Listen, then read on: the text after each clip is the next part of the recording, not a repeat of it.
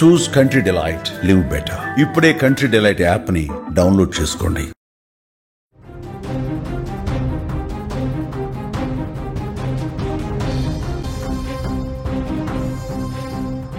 సహస్ర హత్య తర్వాత బాలుడు ధైర్యంగానే ఉన్నాడు. ఎవరికి అనుమానం రాకుండా జాగ్రత్త పడ్డాడు.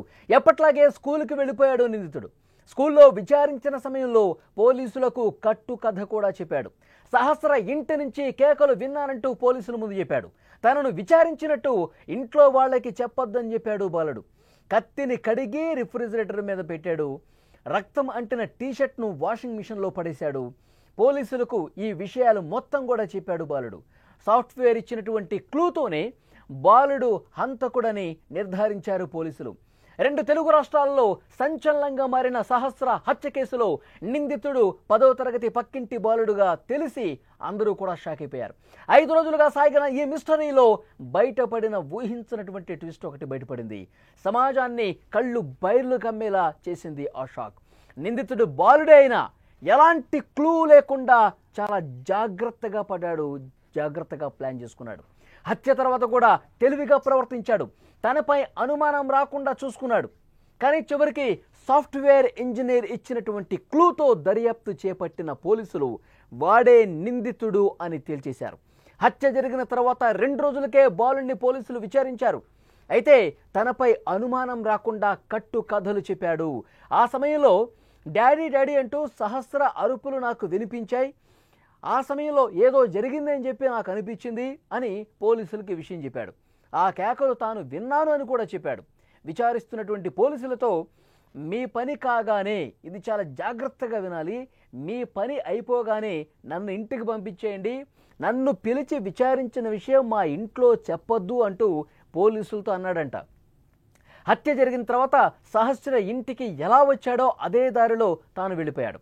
సహస్రను పొడిచిన కత్తి ఫ్రిడ్జ్ మీద కడిగేసి అదే విధంగా ఫ్రిడ్జ్ మీద పెట్టాడు. అలాగే తను ఏదో రక్తపు మరకలు అంటుకున్నటువంటి దుస్తులు ఏవైతే ఉన్నాయో ఆ దుస్తుల్ని వాషింగ్ మిషన్లో వేశానని పోలీసులకు చెప్పాడు. బాలుడి తెలివితో కేసు ఛేదన కాస్త లేట్ అయినటువంటి పరిస్థితి, కానీ చివరికి మాత్రం దొరికిపోయాడు. ఎంత తెలివిగా ప్రవర్తించాడు చూడండి. హత్య చేసిన తర్వాత ఏ విధంగా అయితే ఆ పెంట్ హౌస్ మీదకి వచ్చాడో అదే విధంగా బయట గడిపెట్టేసి వెళ్ళిపోయాడు. ఆ వెంట తెచ్చుకున్నటువంటి కత్తిని ఎవరికీ కనపడకుండా జేబులో పెట్టుకొని లోపల పెట్టేసుకొని ఎవరికి కనిపించకుండా మళ్ళీ అదే విధంగా గోడ దూకి తన ఇంట్లోకి వెళ్ళిపోయిన పరిస్థితుంది. ఎవరన్నా వస్తున్నారా లేదా బిల్డింగ్ మీద నుంచి దూకేటప్పుడు, ఈ బిల్డింగ్ నుంచి ఆ బిల్డింగ్ వైపు వెళ్ళేటప్పుడు మొత్తం చుట్టుపక్కలంతా చూసుకుంటున్నాడు. ఎవరన్నా చూస్తున్నారా లేదా, ఎవరికైనా కనిపిస్తున్నానా లేదా, ఎవరైనా సరే నన్ను కనిపెడతారా లేదా అని చెప్పి అక్కడే వెయిట్ చేశాడు కొద్దిసేపు. ఇక్కడ మీరు చూస్తున్నారు లెఫ్ట్ సైడు నిందితుడి ఇల్లుని మీరు చూస్తున్నారు, సహస్ర ఇల్లుని రైట్ సైడ్ మీరు చూస్తున్నారు. ఎంత పక్క పక్కకు ఉన్నాయి చూసారా? చాలా స్పష్టంగా మీరు విజువల్స్లో చూస్తూ ఉన్నారు. ఇంత దగ్గరగా ఆనుకొని ఉండటం వల్లే ఈ బిల్డింగ్ మీద నుంచి ఆ బిల్డింగ్ మీద చేరుకోవటానికి చాలా ఈజీ అయింది అతనికి. వెంటనే పెంట్ హౌస్కి వెళ్ళాడు. పెంట్ హౌస్ లోపలికి వెళ్ళాడు. చాలా దారుణంగా సహస్రను చంపేసి 80,000 రూపాయలు ఉంటే అవి కూడా తీసుకుని బయటకు వచ్చి గడిపెట్టేసి ఇటువైపు నుంచి మళ్ళీ ఈ బిల్డింగ్ నుంచి ఆ బిల్డింగ్ దూకే సమయంలో వెయిట్ చేశాడు. ఒక 10 నిమిషాలు జాగ్రత్తగా అటు ఇటు చూశాడు. ఎవరైనా వస్తున్నారా, ఏదన్నా కదలిక కనిపిస్తే అక్కడే ఉండిపోయాడు. ఇది మొత్తం కూడా ఆ బిల్డింగ్లో ఈ బాలుడు ఉంటున్నటువంటి, ఈ హంతకుడు ఉంటున్నటువంటి బిల్డింగ్లోనే సాఫ్ట్వేర్ ఇంజనీరు పనిచేస్తుంది. సాఫ్ట్వేర్ ఇంజనీర్ అందులో వర్క్ ఫ్రమ్ హోమ్ కాబట్టి ఇంట్లోనే ఉండి పనిచేసుకుంటుంది. గమనించింది, ఒక అలికిడి గమనించింది. అతన్ని చూసింది, ఆ పిల్లవాడిని చూసింది. పిల్లలు ఆడుకుంటూ ఉంటారులే, అటు నుంచి ఇటు దిగుతూ ఉంటారు, దూకుతూ ఉంటారు అని అనుకుంది. కానీ వాడు ఆ సమయంలో సహస్రను చంపేశాడని చెప్పి ఆ సాఫ్ట్వేర్ ఇంజనీర్కి అప్పుడు తెలీదు. కొంత అక్కడ నిలబట్టడం చూసింది, అటు ఇటు కదలటం చూసింది. కానీ వీళ్ళేదో ఆడుకుంటూ దొంగ పోలీస్ ఆట ఆడుకుంటారు కదా, ఎవరికి కనిపించకుండా దాక్కుంటూ ఉంటారు కదా. సో ఆ విధంగా లైట్ తీసుకుంది ఆ సాఫ్ట్వేర్ ఇంజనీర్. తర్వాత తెలిసింది 2-3 గంటలు పూర్తయిన తర్వాత, ఈ విషయం బయటకు వచ్చిన తర్వాత, అక్కడ సహస్ర హత్యకు గురైంది అని తెలిసిన తర్వాత అప్పుడు కూడా అనుమానించాల. ఎవరో దొంగ వచ్చాడు, దొంగతనానికి వచ్చి ఉంటాడు, ఆ సమయంలో సహస్రాన్ని చంపేసి వెళ్ళిపోయి ఉంటాడని చెప్పి అనుకుంటుంది ఆ సాఫ్ట్వేర్ ఇంజనీర్ కూడా. అప్పుడు కనిపించినటువంటి ఆ బాలుడే చంపేసి నాకు కనిపించాడు అన్నది కూడా ఆమె ఊహించాల. ఎందుకంటే చిన్నపిల్లాడు, 14 సంవత్సరాలే ఉంటాయి. అంత చిన్నపిల్లాడు ఇంత చిన్న వయసులో కత్తి తీసుకొని అంత దారుణంగా ఎలా చంపి ఉంటాడులే అని చెప్పి అప్పుడు అనిపించలా. తర్వాత పోలీసులు ఇన్వెస్టిగేట్ చేసేటప్పుడు ఈ బిల్డింగ్లో ఉన్న వాళ్ళని కూడా విచారించేటప్పుడు ఆ సాఫ్ట్వేర్ ఇంజనీర్ చెప్పింది, ఆ సమయంలో ఒక చిన్న అబ్బాయి కనిపించాడు సార్ నాకు, మరి అతను చాలా తక్కువ ఏజ్ ఉంటుంది, అతను చంపి ఉంటాడని కూడా నేను అనుకోలేదు, అతని కదలికైతే కనిపించింది, అతను ఒకసారి విచారించండి అని కూడా అన్నది. అప్పుడు పోలీసులు ఈ సహస్ర తమ్ముడు చదివే స్కూలు ఇప్పుడు ఈ చంపినోడు స్కూలు ఒకటే, ఆ స్కూల్లో విచారణకు కూడా వెళ్ళారు. అప్పటికే అతను హంతకుడు అని కూడా పోలీసులు అనుకోలే. ఆ స్కూల్కి వెళ్ళారు, స్కూల్లో ఉన్న వాళ్ళని పరిశీలించారు, విచారించారు. ఆ సమయంలో ఈ హంతకుడు ఏం చెప్పాడో తెలుసా? అవును, నేను కూడా సౌండ్స్ విన్నాను, డాడీ డాడీ అని చెప్పి పక్క బిల్డింగ్ నుంచి అరుపులు నాకు వినిపించాయి, ఆ అరుపులు వినిపించడంతో ఏదో జరుగుంటుందని చెప్పి నేను అనుకున్నాను సార్ అని చెప్పి పోలీసులు స్కూల్కి వచ్చి విచారిస్తున్నప్పుడు చెప్పాడనమాట. చెప్తే అప్పుడు కూడా పోలీసులకి అనుమానం రాలా. ఎంత యాక్టింగ్ చేశాడో చూడండి. తన మీద అనుమానం రాకుండా డాడీ డాడీ అని చెప్పి అరవటం నేను విన్నానంటే డాడీ మీద తోసేయటానికో లేకపోతే ఇంకో ఏదో అక్కడ ఘోరం జరుగుతుంది నేను విన్నాను అంటే ఇతని మీద అనుమానం రాదు కదా. ఇతనింత ధైర్యంగా చెప్తున్నాడు, మళ్ళీ స్కూల్కి కూడా వస్తూ ఉన్నాడు రోజు. అనుమానించాల పోలీసులు. ఆ తర్వాత మొత్తం అక్కడ పరిస్థితిని అబ్జర్వ్ చేసి మరికొన్ని కోణాల్లో విచారించి అతని మీద నిఘా పెడితే వాస్తవాలు వెలుగులోకి వచ్చాయి. అతని ఇంట్లో శోధిస్తే ఆ లెటర్ కనిపించింది. ఏ విధంగా దొంగతనానికి వెళ్ళాలి, తర్వాత ఏం చేయాలి, ఆ లాక్ని ఏ విధంగా కట్ చేయాలి, ఎవరైనా అడ్డొస్తే ఏం చేయాలి, అవన్నీ కూడా పాయింట్ రాసుకున్నాడు. ఎస్, దొంగ దొరికేశాడు, హంతకుడు దొరికేశాడని చెప్పి పోలీసులు భావించారు. మొత్తం వెతికితే ఆ కత్తి, వాడిన కత్తి ఎక్కడ పెట్టావంటే ఫ్రిడ్జ్ మీదే పెట్టానని చెప్పాడు. ఆ కత్తిని స్వాధీనం చేసుకున్నారు. ఆ తర్వాత ఏ డ్రెస్లో అప్పుడు ఆ రోజు ఉన్నాడో ఆ డ్రెస్ని ఏం చేసావు అని అడిగారు. ఆ డ్రెస్ని వాషింగ్ మిషన్లో పడేశానని చెప్పారు. ఆ దుస్తులను కూడా పోలీసులు స్వాధీనం చేసుకున్నారు. మొత్తం ఈ విధంగా జరిగింది.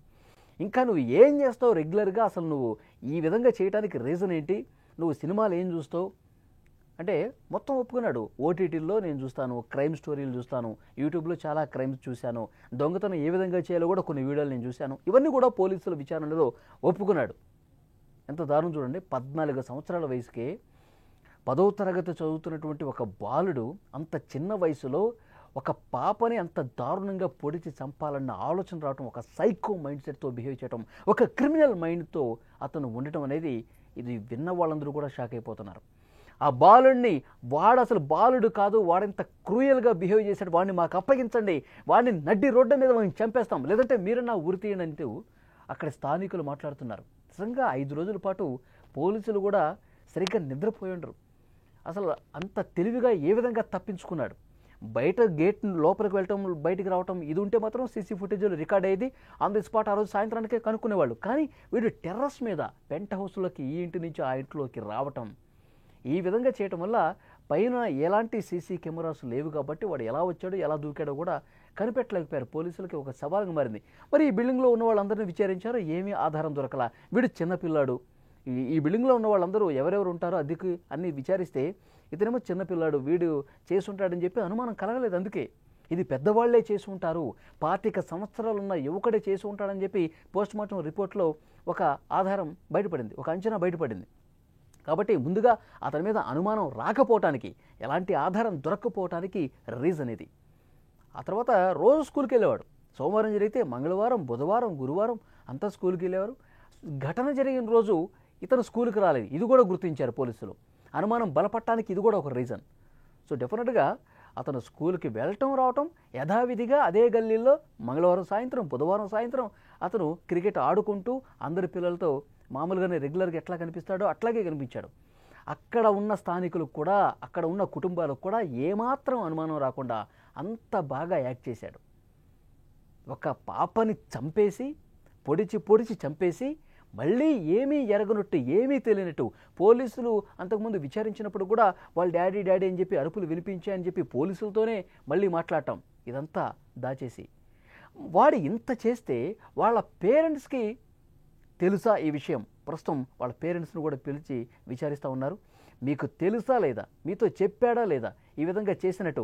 మరి వాషింగ్ మిషన్లో రక్తపు మరకలతో కూడిన దుస్తులు ఉన్నాయి కదా, వీటిని మీరు చూసారా లేదా, మీకు తెలిసి ఏమన్నా దాచిపెట్టారా? ఈ విషయాన్ని ఈ కోణంలో కూడా విచారిస్తున్నటువంటి పరిస్థితి ఉంది. అంటే ప్రతి ఒక్క క్లూను కూడా ప్రస్తుతం సంపాదిస్తూ ఉన్నారు, ఆధారాలు సంపాదిస్తూ ఉన్నారు. ఎంత తెలివిగా తప్పించుకునే ప్రయత్నం చేశాడో కూడా ఇక్కడ మనకు కనిపిస్తూ ఉంది. సో తప్పు చేసిన వాడు ఎప్పటికైనా దొరుకుతాడండి, క్లూలు వదిలిపెడతాడు. అంటే దాన్ని కనుక్కోవటానికి కొంత సమయం పడుతుందేమో కానీ తప్పు చేసిన వాడు ఎట్టి పరిస్థితుల్లో శిక్ష అనుభవించక తప్పదు. వీడు ఇంత క్రిమినల్గా మారిపోవటానికి రీజన్ ఏంటి? తల్లిదండ్రులు వాడి పెంపకం చూడండి. తల్లిదండ్రులు అసలు వాడి గురించి కనీసం వాడు ఏం చేస్తున్నాడు, రెగ్యులర్గా స్కూల్కి పోతున్నాడా, చదువుతున్నాడా లేదా, ఇంటికి వచ్చిన తర్వాత ఏ విధంగా ఉంటున్నాడు, వీడి బిహేవియర్ ఏంటి, వీడు ఏం చూస్తూ ఉన్నాడు, ఫోన్లో ఏం చూస్తున్నాడు, టీవీలో ఏం చూస్తూ ఉన్నాడు, ఓటీటీలో క్రైమ్ స్టోరీస్ ఎక్కువగా ఫాలో అవుతాడంట. పిల్లలు ఏం చేస్తున్నారో కూడా కనిపెట్టలేకపోవడం కూడా తల్లిదండ్రుల తప్పుగా చెప్తా ఉన్నారు. చాలా దారుణమైనటువంటి విషయం. మొత్తానికి నిజం బయటకు వచ్చింది. ఆ తల్లిదండ్రులు, సహస్ర తల్లిదండ్రులు కన్నీళ్లు పెట్టుకుని నడుస్తున్నారు. మమ్మల్నే అనుమానించారు చాలామంది, మమ్మల్ని అనుమానించి తండ్రే చంపేశాడు, తల్లిదండ్రులే చంపేశారని చెప్పి రాస్తూ ఉన్నారు, వీడియోలు చేస్తూ ఉన్నారు అని వాళ్ళు కన్నీళ్లు పెట్టుకుంటున్నారు. పోలీసులు ఎందుకు కనిపెట్టలేకపోతున్నారంటూ గుండెలు బాదుకుంటూ రోధించారు. మా ఇంట్లో డబ్బులు పోయిందా, ఇంకేమైనా వస్తువులు పోయినాయా, మేము అసలు చూడలేదు, పాపే పోయింది కదా అని చెప్పి మేము ఏడుస్తూ ఉన్నాం. పాపను అంత దారుణంగా చంపేశాడు, వాడికి అసలు ఏం చేశాం మేము, ఏం పాపం చేశామని చెప్పి, ఏం నేరం చేశామని చెప్పి వాడు ఈ విధంగా ప్రవర్తించాడంటూ తల్లిదండ్రులు కూడా కన్నీళ్లు పెట్టుకుంటా రోధిస్తున్నారు. వాడిని కూడా ఏదో ఒకటి చేశాయండి, మళ్ళీ ఎవరైనా సరే ఈ విధంగా ఇంత దారుణంగా ప్రవర్తించాలంటే భయపడే విధంగా ఏదన్నా వాడిని చేసేయాలి ఇమీడియట్గా అంటూ అక్కడ కుటుంబ సభ్యులే కాదు, ఆ అపార్ట్మెంట్లో ఉండేవాళ్లే కాదు, అక్కడ స్థానికులందరూ కూడా గుమిగూడి వాడికి వ్యతిరేకంగా, ఆ ఫ్యామిలీకి వ్యతిరేకంగా ప్రస్తుతం మాట్లాడుతున్నారంటే పరిస్థితి ఏ విధంగా ఉందో అర్థం చేసుకోవచ్చు. వాడు అంత నీట్గా ఏమీ తెలియదు అన్నట్టుగా 4 రోజుల పాటు కామ్గా వాడి పని వాడు చేసుకుంటూ ఇంత దారుణం చేసి నటించేశాడు. ఈ మధ్యకాలంలో మనం చాలా ఇన్సిడెంట్లో కూడా చూస్తూ ఉన్నాం. దారుణాలు చేయటం, మళ్ళీ ఏమీ ఎరగనట్టు మహానటులాగా బిహేవ్ చేస్తూ ఉన్నారు. ఇప్పుడు ఆ సాఫ్ట్వేర్ ఇంజనీర్ ఆ బాలుని మీద అనుమానం వ్యక్తం చేయకపోతే, ఆ కోణంలో పోలీసులు విచారించకపోతే ఈరోజు కూడా బయటకు వచ్చేది కాదు.